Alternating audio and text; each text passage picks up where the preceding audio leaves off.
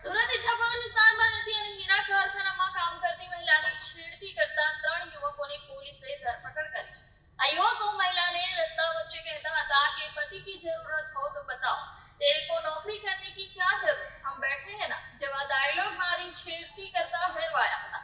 ઇચ્છાપુર પોલીસે એક મહિલા સાથે અશ્લીલ હરકત અને છેડછાડના આરોપમાં 3 શખ્સોની ધરપકડ કરી છે। આરોપીઓ મહિલાની સોસાયટીમાં રહેતા હતા અને તેમને સતત હેરાનગતિ, અશ્લીલ ફોન કોલ્સ અને અભદ્ર ઇશારો દ્વારા મહિલાને ત્રાસ આપ્યો હોવાની ફરિયાદ મુજબ કાર્યવાહી કરવામાં આવી છે। ઇચ્છાપુર પોલીસ મથકમાં રહેતી 34 વર્ષીય મહિલા ઘરે એકલી રહે છે।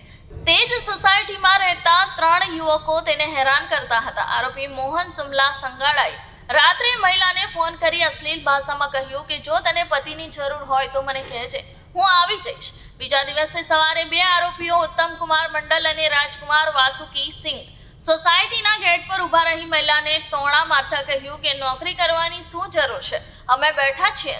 ત્યારબાદ અભદ્ર ઇશારા કરી સાંજે ફરીથી 3 આરોપીઓ સોસાયટી ગેટ પર જમા થયા અને મહિલાને જોઈ અશ્લીલ ભાષામાં કહ્યું કે મેડમ પતિની જરૂર હોય તો અમને કહેજો, અમે બેઠા છે।